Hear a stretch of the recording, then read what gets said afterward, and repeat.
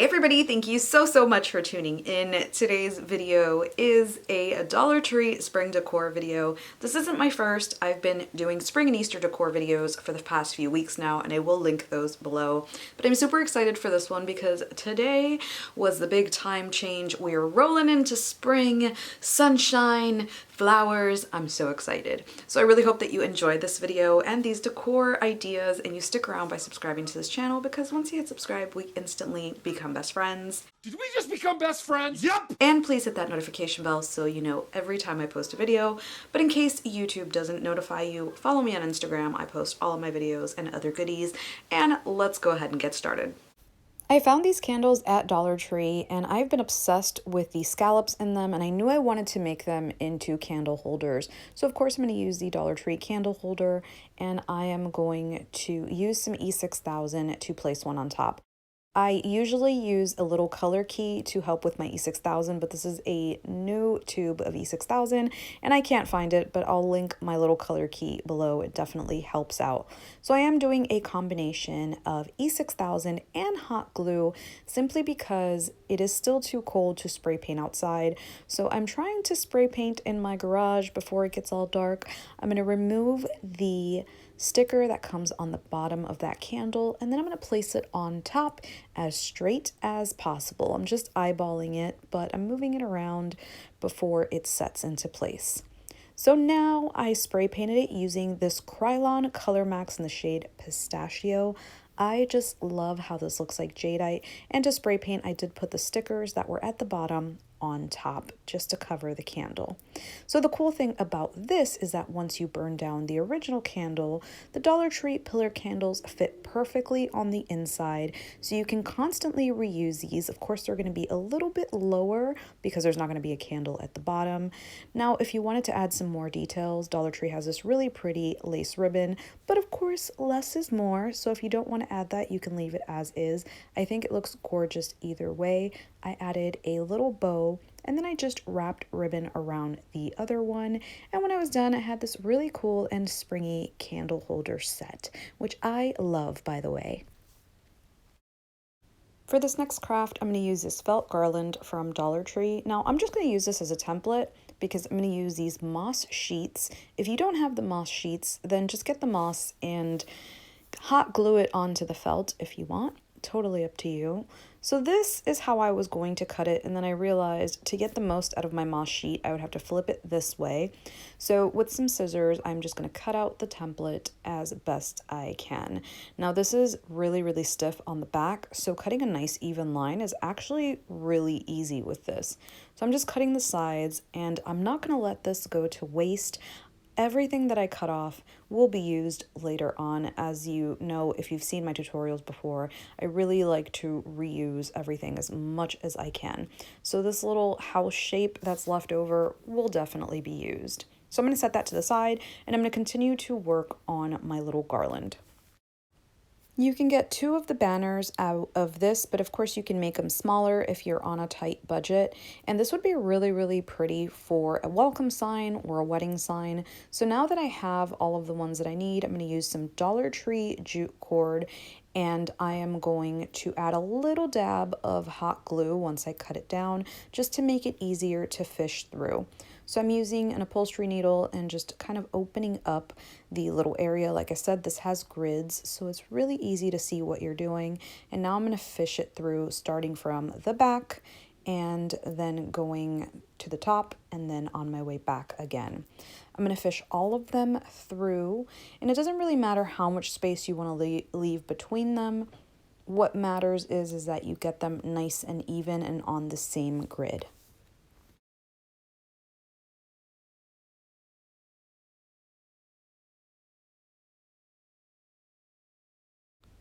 So this is what they look like, and like I said, this would be really pretty for a wedding. Now I'm going to cut this down, and on the sides I'm going to create a little loop. I do this every time I make some sort of rope garland so that it's easier to hang off. So I'm just making a little knot and creating a little loop, and I'm doing the same thing to the other side. This is what I have left, and I am going to write spring on it using the Dollar Tree wood letters. And when I'm placing that on, I want to make sure that I add a tiny dab of hot glue because, as you know, I like to reuse stuff. So if I ever want to use this banner for something else, it won't rip off all of the moss. So a tiny little dab in the middle and then press it in. And when I am done, I thought this was a little plain, so I added some greenery to the middle, which is the R and the I, and then I added some little tiny roses. The greenery, I'm not sure where it's from, but Dollar Tree does have some foliage and greenery now, which is really pretty. They've stepped up their game big time. So if you want, you can add some more flowers all the way around. I usually cut the back of my flowers so that they lay a little flatter, and then I flood them with some hot glue so that they don't fall apart. And when I was done, I had this really cool and unique spring sign. I love this, and I definitely do plan on reusing this. So as I said earlier, I'm definitely reusing what was left over of the moss sheets, and for this I'm going to use some popsicle sticks. These are from Dollar Tree. They have small ones and thicker ones, and I am going to make a little house since this is what it basically looks like. So I'm attaching 2 vertical pieces to 1 horizontal piece, and I'm making 2 of these, one from a front of the house and one for the back. Originally, when I was putting this together, I thought I was going to make a little bird house cage thing, and then I decided to skip that and make something different. So I added some hot glue to the sides and added my moss piece, and then I'm going to cut down the length of the popsicle to match where that little house ends. Now, I should have done this before, but honestly, I'm working around the moss rather than, how you would normally do this, which is do the sticks first and then add the moss. So now I have these 2 pieces, and I'm going to line up some popsicle sticks to create the bottom, and this is really simple. So now I'm going to take 2 pieces and put those across, make sure that it is nice and straight, and add a generous amount of hot glue till it looks like a little palette. And once that's in place, you're going to want to cut that down using some regular scissors. Now you can do this before, of course. Now I'm going to add the front and the back using some hot glue.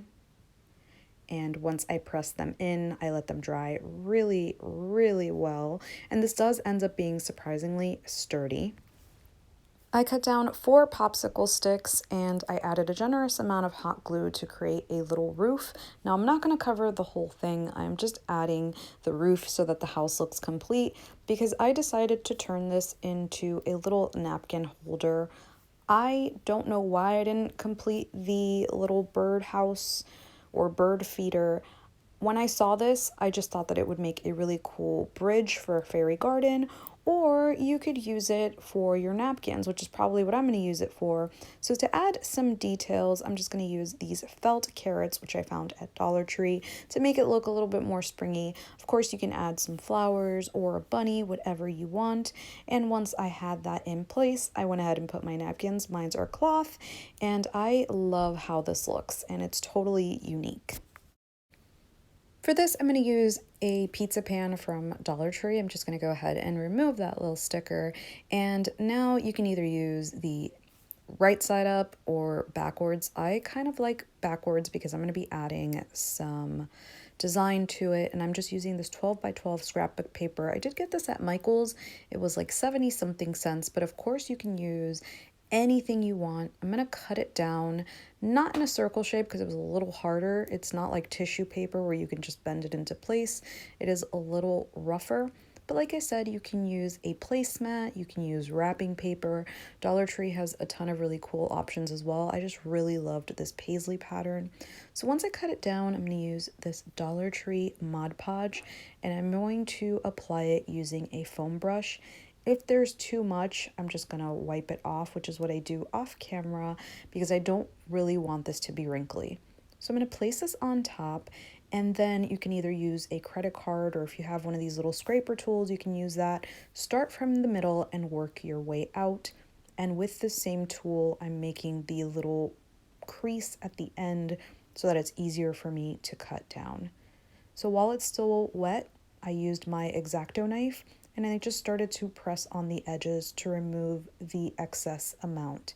If you wanted it to go all the way to the edge, then the 12 by 12 sheet wouldn't work. You would probably need some wrapping paper or tissue paper, but I'm actually going to be covering the edges, so I'm totally okay with this not being big enough. So now that I have this, I'm going to grab some more Mod Podge and apply a light layer to the top and to the edges to make sure that it's sealed in. There's no air bubbles at all thanks to that scraper tool. And with some Dollar Tree rope, I'm just going to grab the end of it and add a little bit of hot glue just so it doesn't look all funky. And then I'm going to start adding hot glue to the very edge and push it outward instead of inward. Now the reason that I'm pushing outward is because this rope isn't exactly really thick, so there is going to be a gap between the pan and the blue, so I'm going to go around twice. So once I make my way around once, I'm just going to overlap it and then push inward. You're going to see it in just a second. So make sure that you're neat with this because this is what makes it look professional. So now I'm overlapping and I'm going to work my way all the way around, making sure that I am going inward.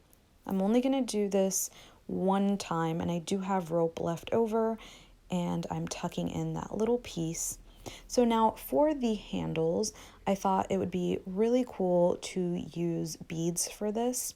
So I'm going to use some Dollar Tree floral wire and I'm going to cut this down. So you can use side cutters or whatever you have. Once you cut that down, you're going to want to take the end and start twisting it in a few times just to hold your bead in place. And now you can start fishing your beads in. These beads that I'm using for the handle are not from Dollar Tree, but the extra large chunky ones that I'm using in my next tutorial are, and I'll show you how I made those. They are so awesome. I love them so much. But you can always paint regular beads from Dollar Tree into whatever color you want. I do have a ton of tutorials on those since I've been doing a lot of bead crafts. So now that you have 2 of these and you've curled in your wire. Now what I did was I took my lighter and I just cleaned up that rope so that it looks nice and neat. I do this every single time that I use rope, but please be very careful. You literally want to hold the flame on there very quickly. You don't want it to set on fire. You just want to clean it up. I'm just attaching it using hot glue, and this attaches really well because I was actually able to lift this up with a little planter on top. I didn't try anything heavier, but at least I was able to lift it up. So as much as I love the color of the natural bead, I didn't like how it looked against the rope, so I just used some watered down brown paint and I painted the beads. I think this matched a lot better, but I really do love the color of the natural beads. So once I was done, I had this really, really cool and very springy looking tray, and it was really affordable. So for my favorite tutorial, I'm going to be using these 2 packs of table tennis from Dollar Tree. Now they usually have the golf ones, which are the ones with the little ridges. You want the little beer pong ones. Now they have a line right here. I'm going to use a drill for this because I don't want to leave any indentations. So when you're using a drill, make sure you press a little bit so it doesn't slide, and then you start drilling slowly. Now I don't let it go straight through. I take my drill bit out, and then what I'm going to do is put the drill bit back in with the drill off. Make sure that it is touching the other side. You can see through this ball, and then you start drilling really slowly with a very good grip and making sure that none of your fingers are anywhere near that hole. With some side cutters, I'm going to remove the rest of the plastic that comes out, and then I'm going to add these to skewers. If you want to use a hand drill for this, or a tiny screwdriver, an X-Acto knife, whatever you want, you can use. You don't have to use a drill, but since this is a very, very flimsy ball, remember that when you add pressure to it, it will cave in. Now you can paint this using acrylic paint, but I used this Color Max spray paint from Krylon in the shade Almond, and I'm going to put the skewers into cardboard. You don't want to spray paint on top of foam because it will dissolve it. So this is what it looks like when it's spray painted, and you can keep it as is, but I'm going to take a combination of these two colors to make a lighter brown, and then with a very, and I mean very dry brush, I'm going to start brushing upward and downward, not side to side. I want this to look like wood grain. So if there's any area that you feel like you got too much paint on, you can easily wipe this down while it is still wet and then continue to brush. So you don't want to go too crazy on the color, but I think that this definitely makes it look a lot more like a wood bead. If you don't want to cover the whole thing, then what you can do is just do the middle, and then when you assemble your wreath or whatever you're making, then go in with more of the paint when you know what sides are visible. Now I'm going to use this 3D wreath form from Dollar Tree. So what I'm going to do is I am just going to take out one of the wires, but of course you can just cut down any other wire wreath and just use the inside or the outside. I used one of the bigger 3D wreaths and I just took it out. And now I'm going to remove the little hook things on the inside. So this, I'm using my side cutters, and you are going to be left with a little jagged edge, so be very careful. So I'm cutting both of those pieces down, and once I cut that down, I'm just going to push that down to make sure nobody gets hurt if they're touching this. And then I'm going to cut the wreath down the middle and start fishing my beads through. And I love how realistic this is looking. I think that the muted brown paint definitely took away some of the shine and made it look more like wood beads. So I regret not using the smaller 3D wreath because I am going to make this a lot smaller. By the way, I used 2 packs for this, and with some Dollar Tree floral tape, I'm just going to start wrapping that around to put my wreath together. You can use wire, but I really like tape because it gives it a nice base for the flowers I'm going to use. If you want to cover the entire thing up with just beads, you can go ahead and do that. But I just wanted to add some flowers to the bottom. So that my beads don't move, I'm going to take my floral tape all the way up and make sure that I get extra thick on the sides where the beads are so that they don't move and I don't have to add hot glue. Because if I do want to reuse this wreath, I want to be able to just take it apart and not remove chunky amounts of glue. So here I am wrapping really thick and then working my way to the other side.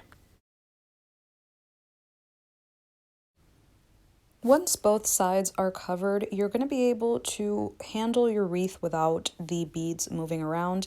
And the reason you want to do this is because you can always just turn the beads to the parts that you like best. Now, you can use Dollar Tree foliage. I have greenery from another tutorial, so I'm just going to go ahead and use that. And I'm going to attach that using floral wire as well, so it's nice and disguised. And if there's any pieces that you just don't really feel fit, you can cut them down and attach them to another part of the wreath using floral wire as well. So I'm doing both of these parts, and then I'm going to add some flowers. For the flowers, I am going to use some of the Dollar Tree roses, but I also ended up using some flowers that I had from a grab bag from last year, because even though this looked cute, I really loved these tulips. Dollar Tree does have similar tulips as well, but I just liked how the colors on these looked.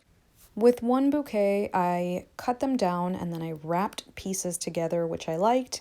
I added one of my grab bag flowers to the middle, and you can leave it as is, but then I added my Dollar Tree flowers to the side. When I was done, I had this really cool wreath, and I just love how the beads look so realistic. It was so cheap, whether you use all Dollar Tree flowers or not. And I really think that this is one of my favorite creations so far. So I really hope that you enjoyed this video. Let me know in the comments which one is your favorite and which one you'll try and recreate. And as usual, thank you so much for watching. I appreciate you so much, and I will hopefully see you on the next one.